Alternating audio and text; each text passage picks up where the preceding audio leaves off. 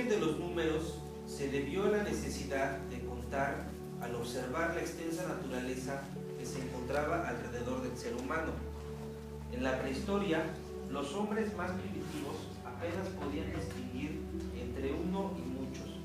Luego, utilizaron un lenguaje corporal, codo, mano, pie, y con la ayuda de objetos consiguieron contar y representar números cada vez mayores. La forma para representar números era con base en formas de piedra, objetos, haciendo marcas en el suelo con huesos y palos de madera. Los primeros números que utilizó el ser humano con el fin de contabilizar objetos son los que hoy en día llamamos números naturales. 0, 1. Aquí dice que a lo largo del tiempo, como fueron desarrollándose las matemáticas, la escritura y con base en las necesidades de los hombres, se encontraron números con distintas características que se fueron clasificando según su sociedad. Los primeros números que utilizó el ser humano con el fin de contar objetos son los que hoy llamamos números naturales. No obstante, a lo largo del tiempo, conforme fueron desarrollándose las matemáticas, la escritura y de acuerdo a las necesidades de los hombres, se encontraron números con distintas características que se fueron clasificando según sus propiedades. Por ejemplo, los números enteros son aquellos que no tienen parte decimal, se dividen en positivos y negativos, considerando también el cero. Existen también otros conjuntos de números como los racionales e irracionales, cuya unión forma lo que conocemos como los números reales. Además de existir también los llamados números complejos.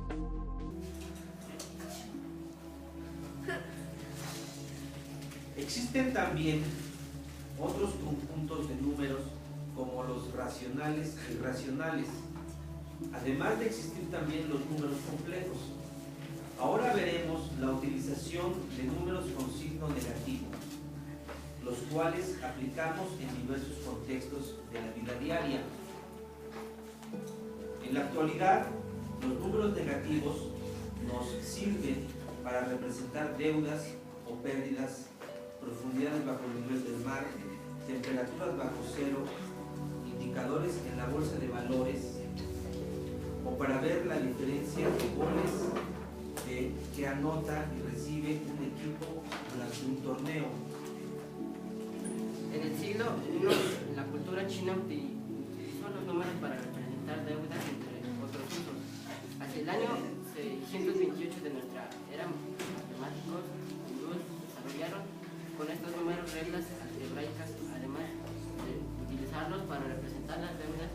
En el año de 1489, el matemático alemán Johann Wittmann representó a los números negativos con el símbolo negativo.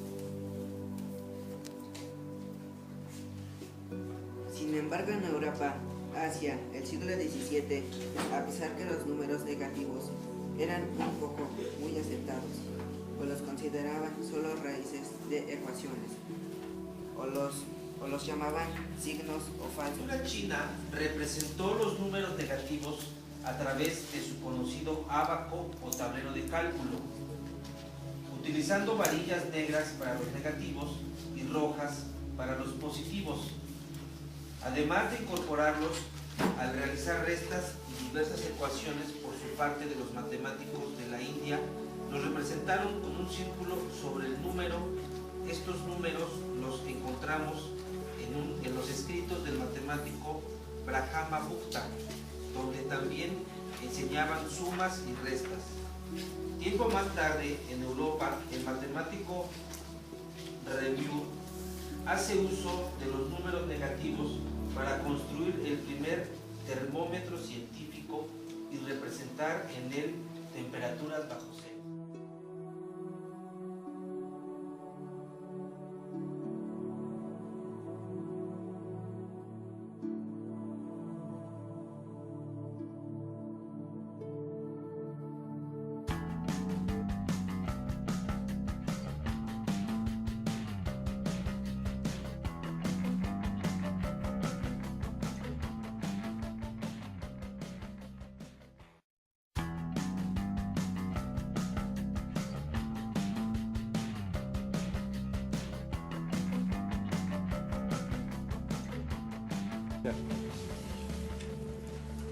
Los juegos pueden poseer círculos, cuadrados, figuras y números, pero los cuadros mágicos hacen que utilicemos toda nuestra inteligencia e imaginación. Cuadrado mágico, en cada una de sus columnas, y también horizontalmente, la suma de las dos diagonales también arroja un resultado idéntico.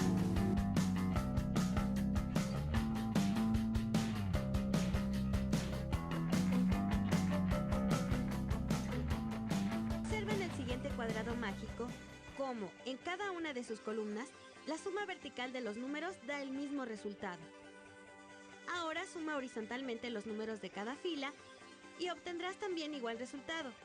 Pero eso no es todo. La suma de los números de las dos diagonales también arroja un resultado. Los cuadrados mágicos son tan viejos como las antiguas culturas. No se sabe realmente cuándo surgieron. La teoría más aceptada es que fueron los chinos, casi 2000 años antes de nuestra era, cuando vieron el primer cuadro mágico llamado Longshu. Según la leyenda, el emperador vio el cuadrado sobre el caparazón de una tortuga que emergía del río. Desde entonces, al cuadrado se le atribuyeron propiedades astronómicas, ubicación, caracteres mágicos y religiosos.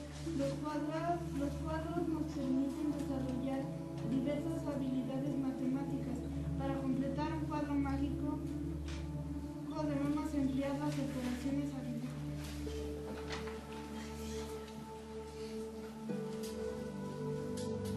Para obtener la suma de cada columna, podemos sumar los tres números que aparecen en el segundo renglón. En este caso, el resultado es -3. Con esta información completamos el renglón superior, la columna de la izquierda, la columna central o inclusive la diagonal. Encuentra el 0 y el -1.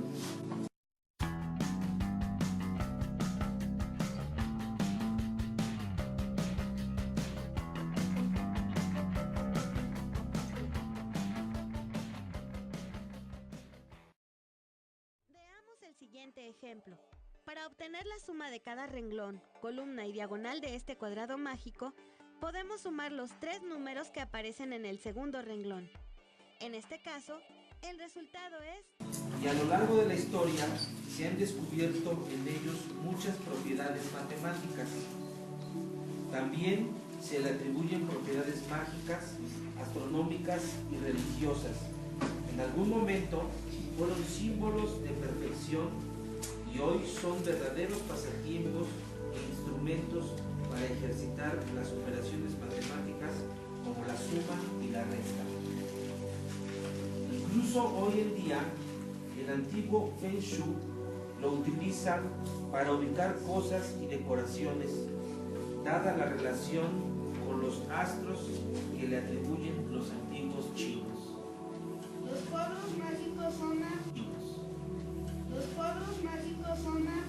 estructuras numéricas agrupadas en la tabla n, filas por n, columnas en tal manera que la suma de cada una de sus filas, columnas y diagonales dan el mismo resultado. Podemos decir que los cuadros mágicos fueron creados por los